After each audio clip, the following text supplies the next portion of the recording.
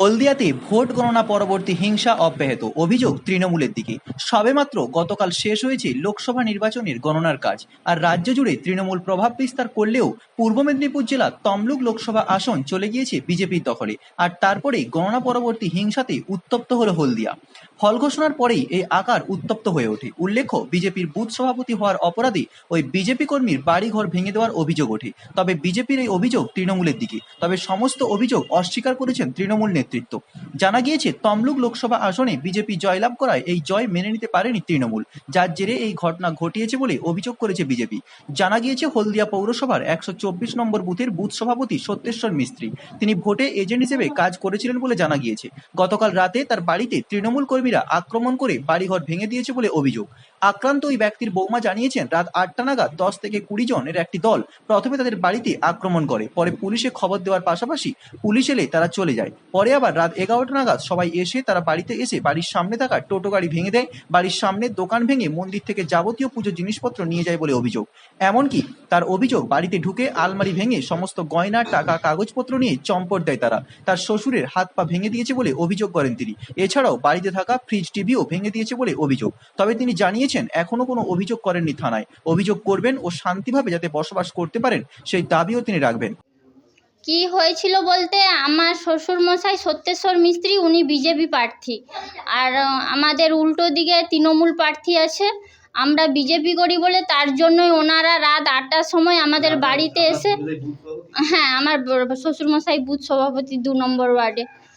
আর উনি ওনারা জিতেছেন নাকি জানি না। আমরা ওই রাত 8টার সময় আমাদের খাওয়া দাওয়া হয়ে যাওয়ার পরে আমরা ঘরের মধ্যে বসে আছি, ওনারা বাইরে এসে আমাদের বাড়ির ওপর দিকে, মানে বাইরে থেকে ছাদে বোম ছুটতিছে, সামনে আমাদের গাড়ি টাড়ি আছে, গাড়ির ভেতরে আর বাইরে ঘরের মধ্যে বোম ছোঁড়াছুড়ি করতেছে। করার পরে আমরা বাইরে বেরিয়ে দেখি না, আমাদের সবাই মানে টিএমসির লোকজন 10-12 জন মিলে আমাদের বাড়ির সামনে এসে হামলা করতেছে, বোম টোম ছুঁড়তেছে। তারপরে আমরা সবাই ঘরে ঢুকে এসেছি। এসে আমাদের নিরাপত্তার জন্য আমরা পুলিশকে ফোন করেছিলাম। পুলিশকে ফোন করার পরে পুলিশ এসেছিল।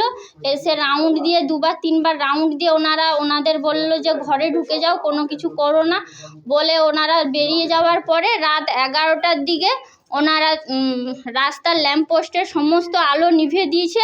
নিভিয়ে দেওয়ার পরে রাত 11টার সময় আমাদের বাড়ির সামনে এসে আমাদের টোটো গাড়িতে প্রথমে ঢুকেছে। ঢুকে তালা ভেঙে ব্যাটারি চুরি করার চেষ্টা করছিল। তখন আমরা ওই ঘর থেকে ডাকাডাকি করে যখন বেরোতে যাব, তখন ওনারা আমাদের গেটের সামনে এসে আর দিক থেকে পেছন থেকে আমাদের 2তলা ছাদের পেছন থেকে ওপরে উঠে দরজা ভেঙে ওপরে উঠেছে।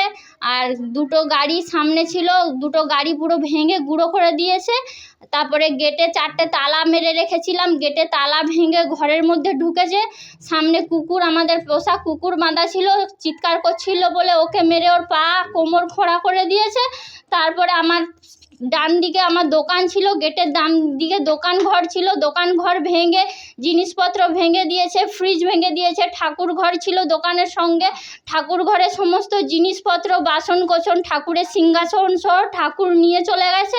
তারপরে টিভি ভেঙেছে। আমাদের রুমের মধ্যে ঢুকে আমার আলমারি ভেঙে ভোজালি দিয়ে আলমারি কেটেছে। কেটে গয়না ছিল আমার স্বামীর, আমার ছেলের গয়না ছিল, কাগজপত্র ছিল, টাকা পয়সা ছিল, সব নিয়ে লুটপাট করে আমাদের বাড়িতে ধ্বংস করে দিয়ে আমার শ্বশুরকে আর আমার স্বামীকে, আমার ভাসুরকে খুঁজে পায়নি বলে আমাদেরকে মারার চেষ্টা করছিল। তখন আমি আর আমার শাশুড়ি মা হাতে পায়ে ধরে অনেক চেষ্টা করেছিলাম।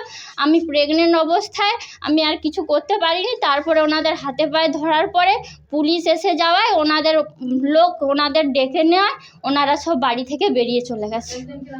আমি এই বিজেপি করাই আমার হচ্ছে অপরাধ। সেই অনুসারে কালকে রাত্রে এসে আমার বাড়িতে সামনে 5-7টা বোম এখানে ফেলেছে, টিকতে পারিনি।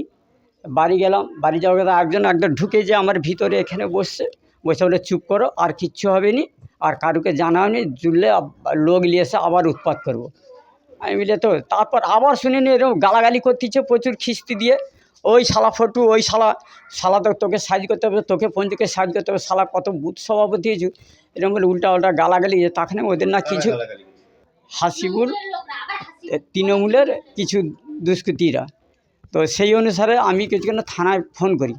থানায় ফোন করতে নি, পুলিশ আসে, পুলিশ আসতে না পরে শালা তুমি থানায় ফোন করছো এই বলে তারপর রাত্রি মনে হচ্ছে যে 9টার দিকে, 9টার পরে পুরো রাস্তায় আলো অফ করে দিয়ে মানে ফাঁক থেকে ফোন করেও লোক নিয়ে এসছে। এখানকার আর কিছু লোক আছে, এগুলো হচ্ছে ঘরে আলো রাস্তা পুরো বন্ধ করে দিয়ে ঢুকে এরকম উৎপাত করেছে, গাড়ি চুরি ভাঙচুর করেছে, দোকান লুট করেছে, ঢুকে আমাদের গালাগালি করতেছে, আমাদের খুন করবে। আমরা তো ছাদ বেয়ে সে পাশে ওই তৃণমূলের দুষ্কৃতীরা।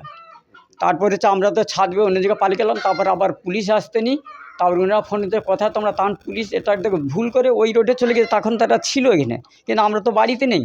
তারপরে দেখে যে যা চারদিকে দৌড়েছে, আমরা সেই পাশে লুকেছিলাম, সেটা আসতে নি। তারপর তবে এই প্রসঙ্গে হলদিয়ার তৃণমূল নেতা জানিয়েছেন এর সাথে তৃণমূল কোনোভাবেই জড়িত নয়। তৃণমূল কংগ্রেসের কর্মীরা মমতা বন্দ্যোপাধ্যায়ের নেতৃত্বে বদলের রাজনীতি করে, তারা বদলা চান না।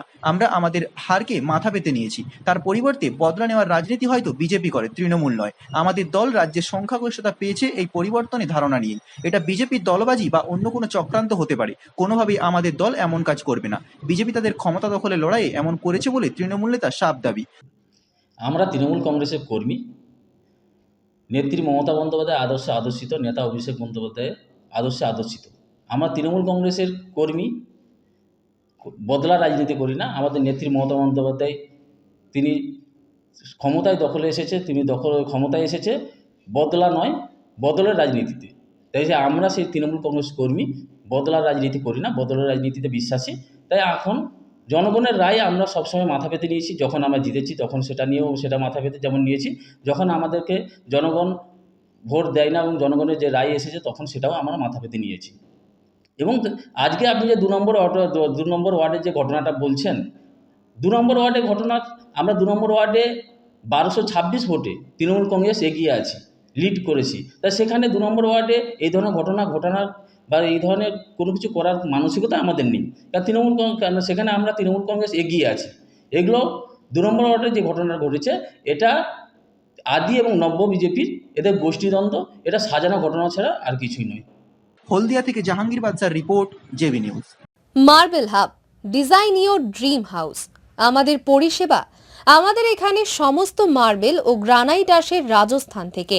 এছাড়াও আমাদের এখানে রয়েছে ইতালিয়ান মার্বেলের সম্ভার। আমাদের কাছে রেক, জনসন এবং বিভিন্ন নামি দামি কোম্পানির টাইলসের বিপুল সম্ভারও রয়েছে। শুধু ভারতীয় ডিজাইন নয়, আমাদের এখানে রয়েছে ইতালিয়ান মার্বেলের সম্ভার। মার্বেলের ঘাঁটি রাজ্য, রাজস্থান থেকে আসা সমস্ত ধরনের মার্বেল ও গ্রানাইট পাওয়ার সেরা ঠিকানা মার্বেল হাব। শুধু মার্বেলই নয়, আমাদের এখানে রয়েছে টাইলসের নামি দামি কোম্পানির বিপুল সম্ভার।